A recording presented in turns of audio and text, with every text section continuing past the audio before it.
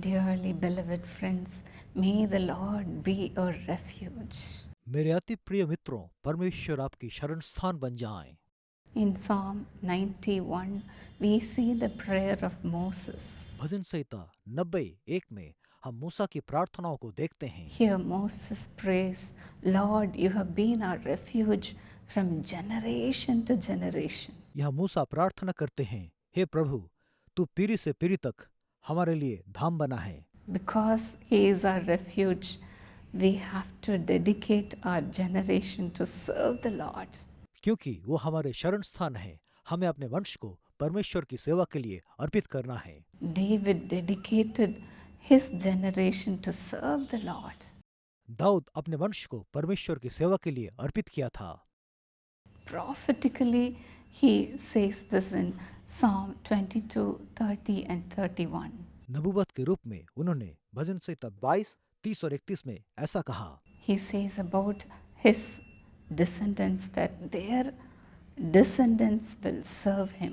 उन्होंने अपने वंश के बारे में बताया कि उनके वंश परमेश्वर की सेवा करेंगे। The next generation will be told about the Lord. आने वाले पीढ़ी के लोग परमेश्वर के बारे में वर्णन किया करेंगे। They will come and proclaim his righteousness to a people yet unborn, all that he has done. वे आएंगे और उसके धर्म के कामों को एक वंश जो उत्पन्न होगा ये कहकर प्रकट करेंगे कि उसने ऐसे ऐसे अद्भुत काम किए।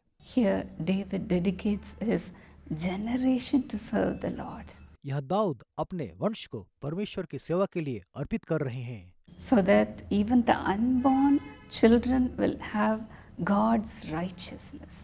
ताकि अजन्मे बच्चे परमेश्वर की धार्मिकता को पालेंगे।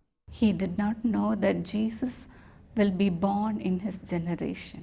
उन्हें मालूम नहीं था कि प्रभु यीशु उनके वंश में पैदा होने वाले हैं, But then he prophetically dedicated even Jesus to serve the people. लेकिन उन्होंने नबूवत के माध्यम से स्वयं प्रभु यीशु को भी लोगों की सेवा के लिए अर्पित किए थे। That's why the people of Israel, they called Jesus as son of David.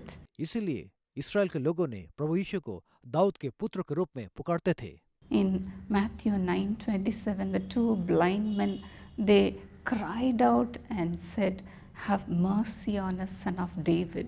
इसीलिए मत्ती 9:27 में दो अंधों ने पुकार के कहा, हे दाऊद संतान, हम पे तरस खाएं। The Canaanite woman, she cried out to the Lord, saying, "Have mercy on me, O Lord, son of David."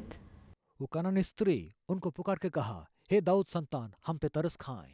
May the Lord take your generation also in his hand and make them to serve the Lord. परमेश्वर आपके वंश को भी अपने हाथों में लेकर परमेश्वर की सेवा के लिए उनको अर्पित करें। Let us from now on learn to dedicate our children to serve the Lord.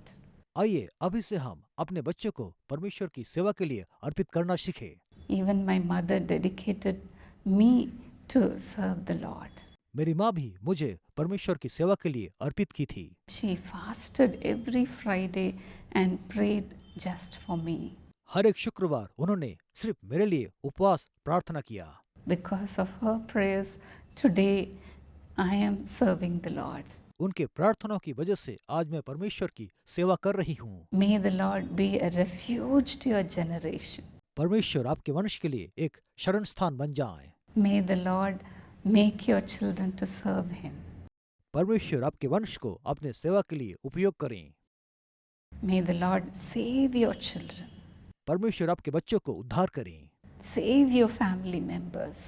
आपकी परिवारजनों को उद्धार करें। Our loving Father, हमारे प्रेमी स्वर्गीय पिता, Lord, as your children are praying with much dedication, प्रभु जैसे आपके बच्चों ने बहुत समर्पण के साथ प्रार्थना कर रहे हैं, Father, remember whomever they are praying for, Lord.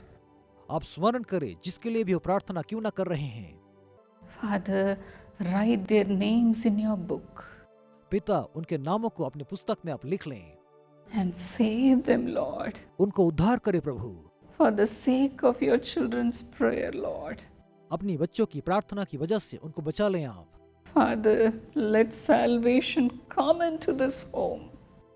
पिता इस घर में आपके उद्धार आ जाएं। Whomever is not saved, let them be saved and transformed by the transforming power of the Holy Spirit. जो लोग भी बचाए नहीं गए हैं, पवित्र आत्मा की परिवर्तित करने वाली सामर्थ्य से उन सबों का जीवन का परिवर्तन हो जाए। Remove all the obstructions, Lord. सारे बाधाओं को अब निकाल दे प्रभु। Father, give them an open door पिता, उनके सामने एक द्वार को आप खोल दें to preach, ताकि वो आपके वचन का प्रचार कर सकें, for them to preach, ताकि वो वचन प्रचार कर सकें, for them to do miracles. ताकि वो आश्चर्य कामों को कर सकें। Father, break every oppression and the evil spirits that are coming against them. पिता, जो दुष्टात्मा या सताव उनके सामने आ रहा है, आप सबको नाश कर दें। Break every schemes of the evil spirit. दुष्टात्मा की सारी साजिश को आप नाकाम कर दें। Break it and use them, Lord Jesus. इस सबों को नाकाम करके उनके जीवन को आप उपयोग करें। Father, prove them that you are with them like a strong tower. पिता, आप साबित कर दे एक सामर्थ्य दुर्ग के समान आप उनके संग संग हैं। You be a refuge to their generation. उनके वंश के लिए आप शरण स्थान बन जाएं। Let them serve you generation after generation वो पीढ़ी दर पीढ़ी आपकी सेवा करते रहें and glorify your name, Lord. और आपके नाम की महिमा करते चले जाएं। In Jesus' name. यीशु के नाम से Amen. आमीन। God bless you. परमेश्वर आपको आशीष दें। May the Lord make your generation to serve the Lord. परमेश्वर आपके वंश को परमेश्वर की सेवा के लिए आगे बढ़ाएं। May the Lord answer all your prayers. परमेश्वर आपकी सारी प्रार्थनाओं का उत्तर दें। God bless you. परमेश्वर आपको आशीष दें।